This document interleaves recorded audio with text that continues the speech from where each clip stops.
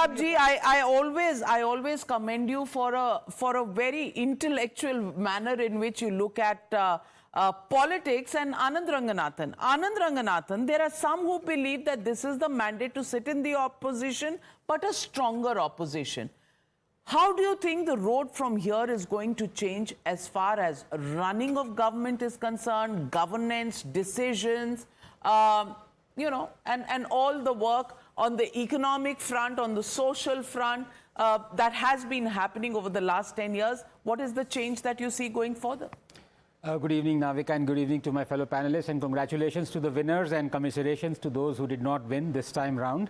There's always the next time. I have 3 or 4 points to make, Navika, very quickly. Number one, let me just give you the facts. Look, the Congress that came to power at the back of 145 seats in 2004 and then 205 seats or 6 seats in 2009 is saying the BJP has no right to be in power, even though the BJP has got 245 odd seats at the back of 10 years of anti-incumbency, is just ridiculous.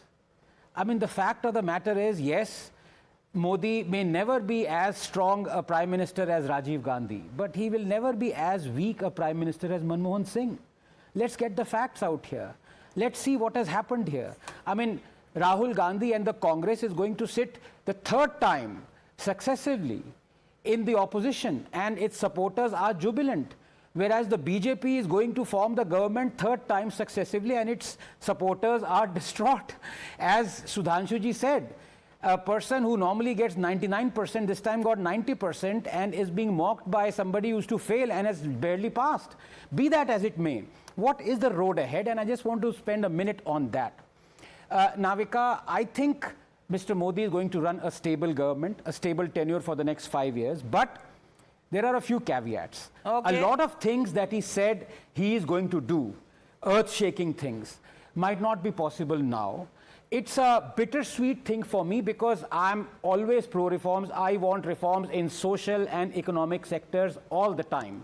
In the social sectors, I don't think those reforms would happen. UCC might not happen. All the discrimination that happens against Hindus will not be alleviated because the Waqf Act will be there, the Places of Worship Act will continue, RTE will continue, all those things because Nitish will stop that. UCC nahi hoga, one nation, one election nahi hoga. Seconds. Because Chandrababu Naidu has been more pro-reform than even Narendra Modi, I think that combination will work perfectly for economic reform. So it's a bittersweet. Harshvardhan Tripathi ji, नहीं बिल्कुल नविका जी, मुझे लगता है कि जो आनंद कह रहे हैं मैं उसी को आगे बढ़ाऊं तो नरेंद्र मोदी ने बहुत स्पष्ट तौर पर कहा था कि 3rd टर्म में दुनिया की 3 सबसे बड़ी अर्थव्यवस्था में भारत होगा।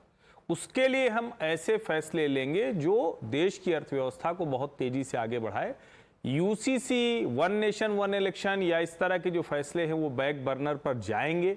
वो इसलिए भी जाएंगे क्योंकि अगर उसमें वो एनर्जी जाएगी तो शायद दूसरे काम नहीं हो पाएंगे। लेकिन मेरा ये मानना है कि नरेंद्र मोदी अभी पहली बार इस सिचुएशन में है कि कोई ऐसी जिसको हम कहते हैं ना कि मेजॉरिटी उनके पास नहीं है और ब्रूट मेजॉरिटी नहीं है या अच्छी मेजॉरिटी नहीं है, लेकिन उसके बावजूद स्थितियों को अपने लिहाज से करना ये नरेंद्र मोदी को आता है। हमने पहले भी देखा है। मुझे नहीं लगता कि सरकार चलाने में कोई मुश्किल होगी और फैसले भी लिए जाएंगे चंद्रबाबू नायडू और नीतीश कुमार जी की सहमति से लिए जाएंगे। Sudhanshu Trivedi ji, no, Sudhanshu Trivedi ji, I'm completely out of time. Sudhanshu Trivedi ji, you think gears will be changed?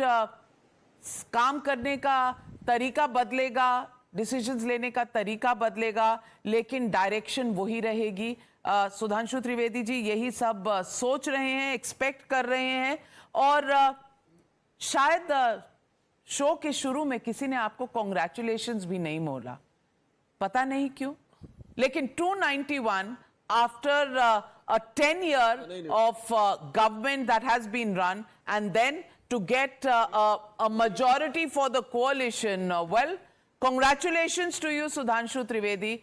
Eyes will be on when will you swear in the new government. Are you giving us any hints? One thing, we want to make it very clear, as Mr. Devada was telling, with an exception of 1991, that was in the aftermath of assassination of Rajiv Gandhi, since 1984, Congress is unable to touch the figure which we have got under the leadership of Modi ji. So definitely it will be the government running with firmness and have faith in the capability and versatility of Shri Narendra Modi's personality. Because आपने उनको different dimensions में देखा है और मुझे पूरा विश्वास है कि वो इस कोलिशन में भी उतनी दक्षता से भारत को तीसरी अर्थव्यवस्था बनाने के विषय के ऊपर आगे ले जाने में सफल होंगे। और जो कहा गया है कि चंद्रबाबू नायडू जी और नीतीश कुमार जी बहुत मेच्योर और ये लॉन्गेस्ट टाइम तक हमारे ही पार्टनर रहे हैं। पहले भी हमारे बीजेपी के साथ ही इनका कोलिशन रहा है।